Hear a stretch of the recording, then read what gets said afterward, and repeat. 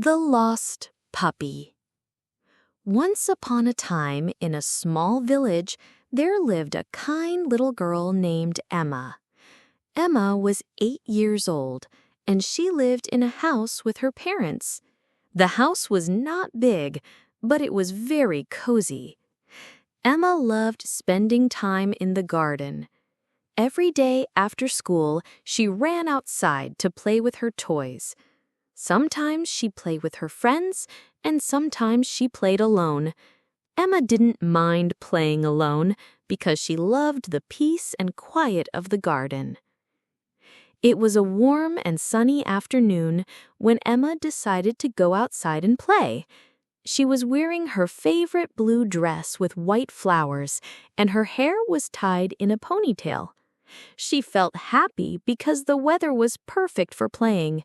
She ran to the garden and began jumping on the small trampoline. She laughed and jumped high into the air. After a while, she stopped and lay down on the soft grass to look at the clouds in the sky. Suddenly, she heard a soft woof, woof. Emma stopped and looked around. What was that sound? She thought. It wasn't a loud bark, just a soft, quiet noise. Emma stood up and looked carefully. At first, she didn't see anything, but then she looked behind the big tree at the edge of the garden, and there she saw a small puppy. The puppy was sitting under the tree, looking very sad. It had brown and white fur, and it looked small and dirty. The puppy was shivering as if it was cold or scared. Emma felt her heart fill with sympathy for the little dog. She slowly walked toward the puppy. "Are you lost?" she asked softly, bending down.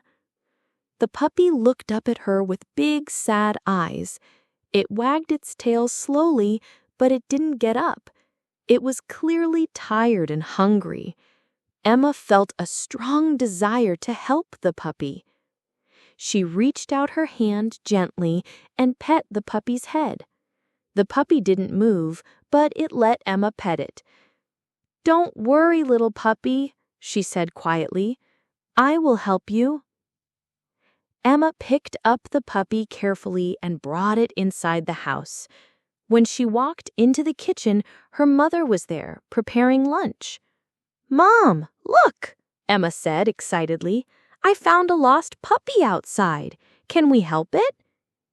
Her mom smiled warmly. "Oh, Emma, what a sweet little tuppy. Where did you find it?" "It was sitting under the big tree in the garden. It looks sad and hungry. Can we help it?" Her mom put down the spoon she was using to stir the soup and walked over to Emma. She looked at the puppy in Emma's arms. "Of course we can help. Let's give the puppy some water and food." Emma quickly went to the kitchen and filled a small bowl with fresh water. She placed the bowl in front of the puppy. The puppy drank the water eagerly. Then Emma gave it some bread and a little cheese. The puppy ate the food quickly, as if it hadn't eaten in a long time. Emma smiled. She was happy to see the puppy eating. But after eating, the puppy still looked sad. It lay down on the kitchen floor and closed its eyes. Emma's mother looked at the puppy and then at Emma. "Emma, I think we should try to find the puppy's owner," her mom said. "We can't keep the puppy forever, but we can help it find its home." Emma nodded. "Okay, Mom, I want to help the puppy." Her mom smiled. "Let's go outside and ask the neighbors if they have lost a puppy." Together, they walked outside, with the puppy following them. First, they went to their neighbor, Mr. Green. He was sitting on his porch, drinking tea. "Hello, Mr. Green," Emma said politely. "Have you lost a puppy?"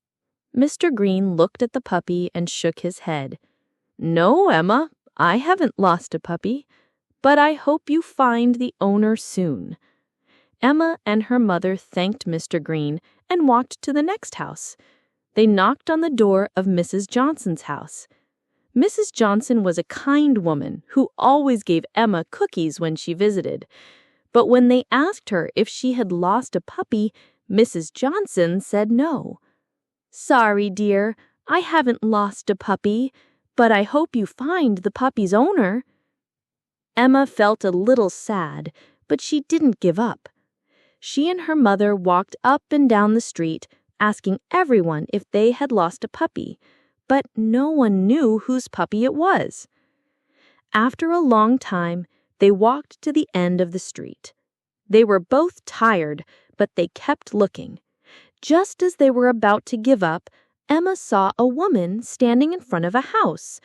The woman was looking very sad, and she was wiping her eyes with a tissue. "Excuse me," Emma said politely, walking over to the woman. "Are you looking for a puppy?" The woman looked up and smiled weakly. "Yes," she said. "I lost my puppy this morning. I am so sad.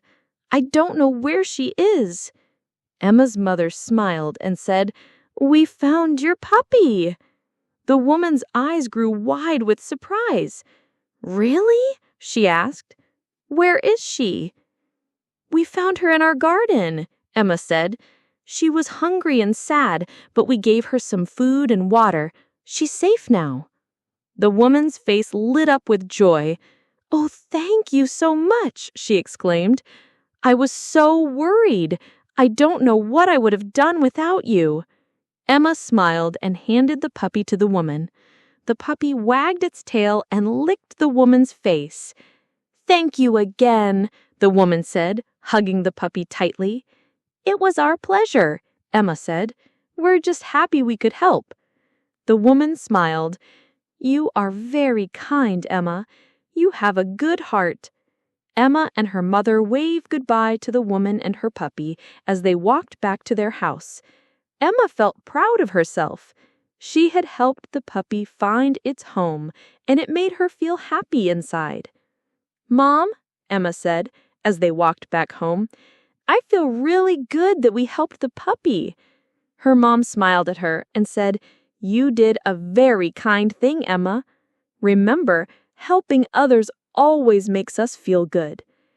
That night, as Emma lay in bed, she thought about the lost puppy. She was happy that the puppy had found its way home. She also felt proud because she had helped someone who needed help. Emma closed her eyes, feeling peaceful and content, knowing that kindness is always the best choice.